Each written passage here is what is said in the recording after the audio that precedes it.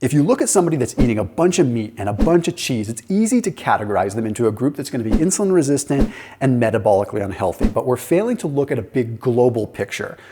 What are these people probably combining along with this meat and cheese? Probably hyperpalatable garbage, probably refined starches, probably a lot of sugar, right? Very seldom do you come across people that are eating wholesome animal products without the addition of hyperpalatable processed garbage.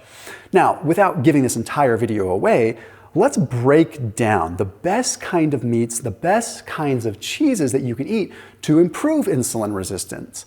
Now, before I get down to the very specific foods, we do have to understand the mechanisms. That's how this channel works. There's timestamps in this video. If you need to skip ahead, you're short on time, but I encourage you to get the education along with it. Let's jump in.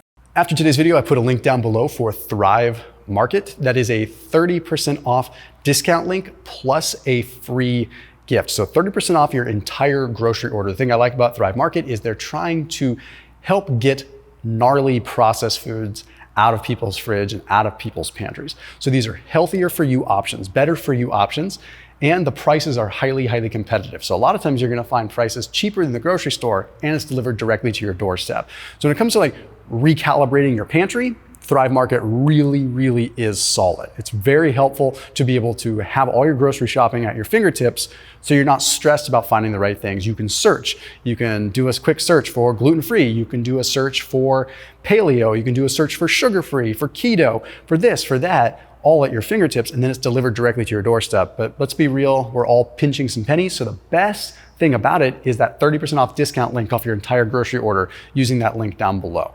I use my Thrive box consistently. I'm always changing up stuff. I'm always getting a Thrive order coming in a couple times per month, and it helps save me a bunch of money, but it also gets me some really cool stuff that I otherwise wouldn't find at the grocery store. So check them out in the top line of the description underneath this video. First, we have to look at red meat versus dairy. Which one is better for insulin resistance? Which one's worse? For that, we look at a study published in the American Journal of Clinical Nutrition. It took a look at a high dairy diet compared to a high red meat diet. The dairy diet was allowed to add chicken and fish to increase the protein content.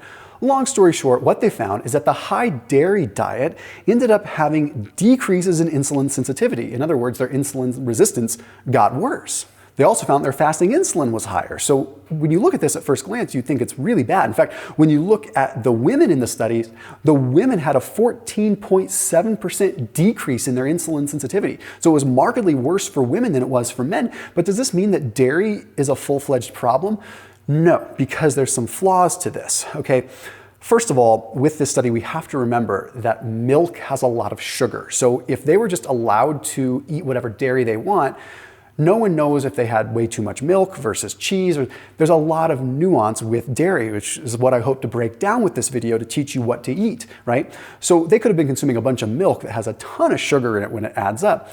They also knew that they were writing down their own foods, right? So they could have been consuming yogurt as dairy, and they were getting like a Dannon Light and Fit yogurt that has like 30 grams of sugar added to it. So it's not necessarily a totally fair assessment. But we look at another study published in the American Journal of Clinical Nutrition, and it paints a little bit more of a picture as to what might have happened. Dairy is pretty insulinogenic. Now, what that means is dairy spikes insulin quite a bit. Why does it spike insulin? Well, it's predominantly the whey protein that spikes insulin. Whey spikes insulin quite a bit, and whey is in a good number of dairy products.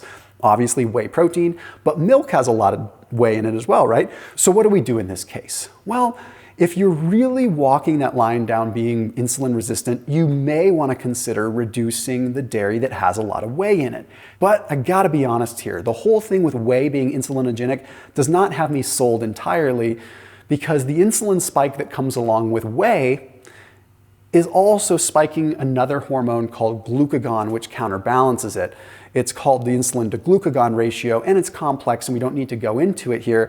The point is that if you're extra concerned, You can still have dairy, maybe just reduce the milk, maybe don't have the whey protein, and just look around for dairy that is a little less in whey. So with that, you might want to opt for the cheeses that are going to be things like Parmesan cheese, the aged cheeses like Pecorino Romano. You're going to want to go for the goat cheese, for the feta, things like that. Aged Gouda is also really good. Aged Swiss is also really good. So there's a few cheeses, but don't worry, I have more. So now we need to answer the saturated fat question, because I know people are going to bring it up.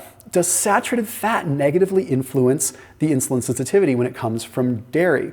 Well, with that, we look at some more data. The American Journal of Clinical Nutrition published a paper that ultimately demonstrated that as long as saturated fat is not overconsumed, it's not going to pose a negative effect. So in other words, as long as you're not sitting there eating ridiculous amounts alongside a bunch of sugar too, you're probably not going to have an issue with it. But we look at another study that was published in Diabetologia that took a look at monounsaturated fats compared to saturated fats, and they found that monounsaturated fats improved insulin sensitivity just a little bit more than saturated fats. So in that case, yeah, it's probably best to maybe opt for like an olive oil or an avocado oil or a macadamia nut oil instead of maybe just a bunch of cheese. But what this study did point out is that as long as it was under a 37% mean of dietary fat, and what that simply means is they weren't looking at overconsumption. The bottom line here is overconsumption is always going to be a problem. So if you're trying to control insulin resistance and you're overdoing the cheese and you're going crazy on it and consuming a ton of it, it's still going to be a problem. Too many calories leads to too much inflammation, which leads to insulin resistance. So dairy is not your problem. Overeating the dairy is. Meat is not your problem. Overeating a bunch of other stuff with the meat is probably the problem. I actually find it pretty hard to overeat meat, for the record. Now we're going to dive into the meat section and specifically which meats you should eat. But we're also going to come up with a few more components of dairy that you want to pay attention to, and therefore giving you a few more kinds of dairy to add. So by the end of this, you're gonna have a nice spectrum of meats and cheeses to add to your diet to potentially improve insulin resistance. Okay, so let's talk meat for a second. Let's say you are getting really, really into exercise. You're exercising a lot, but then someone tells you, well, you don't want to eat a lot of meat because meat's going to be a problem. It's going to be bad for your heart. It's carcinogenic and all this and that. Well, there's a study that was published in the Frontiers of Cardiovascular Medicine that was very interesting. It found that when subjects consumed a high-protein diet alongside exercise, that it was better than exercise alone for a number of different things. It decreased their inflammation, it decreased their triglycerides, and it improved their insulin sensitivity, decreased insulin resistance. Better than just exercise alone. So exercise plus a good amount of protein is more beneficial than just exercise. Okay, so now what proteins should we eat? Well, with this, we look at the CLA data. What the heck is CLA? Conjugated linoleic acid. Well, what the heck is that? Well, it's something that we probably know mostly as a supplement. Okay, we've talked about CLA on this channel before, good and bad. And the older research looks at CLA and says, oh, well, CLA is a problem. It's going to actually make insulin resistance worse. But when you look at the newer data that has better study design and better processes, you actually see something quite different. Now, why am I talking CLA? Well, CLA is in dairy and CLA is in meat, but it's higher in specific kinds, which we're going to get to in a second. So there was a cool study that found that CLA alongside exercise was better at improving insulin resistance than exercise alone. And then they also found that CLA in a sedentary individual was better than just being sedentary alone. So CLA improves exercise groups and non-exercise groups as far as insulin resistance is concerned. But you're probably wondering, well, why and how much should I take? I don't recommend you go out and buy a CLA supplement. I don't think that's the way to go. I'm not a big supplement guy. The mechanism is interesting. It seems to increase the expression of what are called GLUT4 and PPARY. In English, these are things that are directly related with insulin sensitivity and glucose uptake. So it encourages the gene expression at a genetic level to create more of this. So, Thomas, what are we supposed to eat? Well, we want to focus on things like beef and relatively leaner cuts of beef. So we're just getting high amount of protein to CLA ratio. So I recommend things like a filet, maybe a leaner New York, things like that. A flank steak is also really good. You could still go for the fattier cuts, but just don't overdo them because the calories add up. Okay. Now, the other ones, lamb. I know it's expensive, mutton's expensive too, but they're very good sources of CLA. So even though pricey, they might be worth it. Also, then we wanna look at things like venison. Remember, venison is going to be like one of the leanest types of red meat. I love venison because I love red meat, because I love the hemi-iron, but I don't always want the copious amounts of calories that are coming with like a beautiful tomahawk ribeye, which I love, but I'm not about to pound 2,000 calories in a ribeye, right? So I love venison for that reason. So those are the kinds of protein that are gonna be the best. It does not mean that chicken and leaner cuts are bad at all. They're great, you should definitely add them, but these are the highest in CLA. And as far as the dairy, in addition to the ones that I mentioned earlier, like the Parmesan, the Pecorino Romano, the aged Gouda, we also want to focus on blue cheese that's been aged, like maybe a Roquefort, okay? That's gonna be super high in CLA. Aged brie is gonna be very high in CLA as well.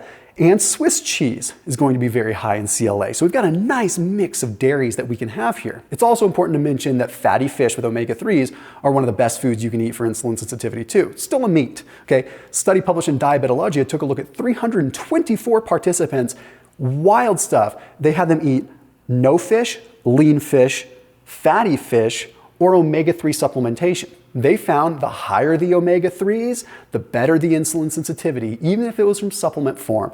So if you don't like fish, taking a fish oil pill might not be a bad idea. I do occasionally recommend that. I typically recommend cod liver oil, but that's neither here nor there. We don't have to get into the details here. I'm going to save you the time. Let's snapshot what I talked about here. Okay, increase your proportion of things like venison, lean red meat, things like lamb, things like mutton when you can, okay?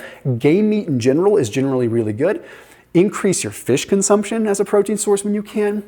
Increase your dairy consumption of things like Greek yogurt that's unsweetened, cottage cheese, which are gonna be low whey, so they're gonna be lower insulin spike, okay? And the cheeses, as far as what you want for the fats there, well, you can go for like heavy cream for one. That's gonna be not very insulinogenic, okay? Half and half is still gonna have the milk in it. It's gonna be somewhat insulinogenic. Better to go for the heavy cream in that case, okay? And for the cheese, Roquefort, blue cheese, brie. We want things like Swiss. We want the Parmesan. We want the Pecorino Romano, the feta, and the goat, okay? As always, keep it locked in here on my channel. I'll see you tomorrow.